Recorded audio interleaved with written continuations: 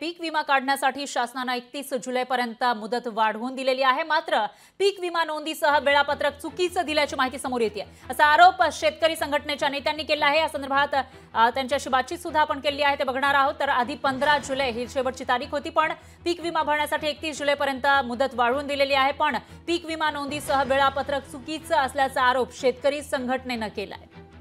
या संदर्भात शेतकऱ्यांशी बातचीत केली आहे आपले प्रतिनिधी संजय राठोड यांनी। कृषी विभागाने 31 जुलै जी आहे ही पीक विम्यासाठी आखरीची डेट दिलेली आहे। मात्र शेतकऱ्यांना ही डेट वाढून हवी आहे असं सुद्धा शेतकऱ्याच्या वतीने सांगण्यात येत आहे।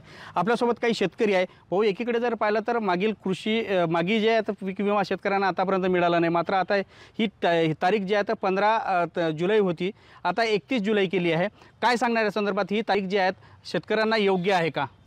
मुळातच लोकांना 15 जुलैच्या आत पीक विमा का केला नाही हा मोठा गमतीचा विषय आहे। कारण 1 रुपयाचा विमा आणि बेनिफिट 40,000पर्यंत हा जर विषय असेल आणि शेतकरी जर त्या कृषी विम्याच्यापासून अलिप्त राहत असेल तर याच्यात कुठेतरी कृषी ज्या धोरणात आहे इन्शुरन्सच्या याच्यामध्ये दोष आहे असं मला म्हणायचं आहे। 31 जुलै अंतिम तारीख ठेवणं हा राज्य सरकारची बौद्धिक दिवाळखोरी आहे। त्यांनी ताबडतोब ती तारीख 15 ऑगस्टपर्यंत वाढवावी। 1 रुपयामध्ये विमा असताना ते पीक विमा करासाठी लाईनमध्ये लागले नाही आणि किती तारीख वाढवली तरी त्यांचा उत्साह जर आला तरच ते विमा करतील, नाही तर करणार नाही। 31 जुलै करा की 15 ऑगस्ट करा, काही फरक पडत नाही।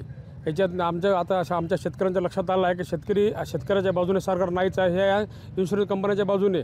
नक्की एकंदरीत पाहिलं तर 15 ऑगस्ट असो किंवा 31 जुलै असो, ही तारीख शेतकऱ्यांसाठी योग्य नाही। कारण नेटचा प्रॉब्लेम आहे। खेड्यावरती जो शेतकरी राहतो हा जास्त करून खेड्या विभागामध्ये राहतो, मात्र त्या ठिकाणी नेट नसते।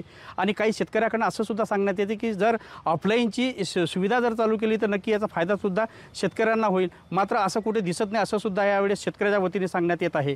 संजय राठोड, लोकशाही मराठी, यवतमाळ। लोकशाही मराठी, ऐका, पहा, जागरूक रहा।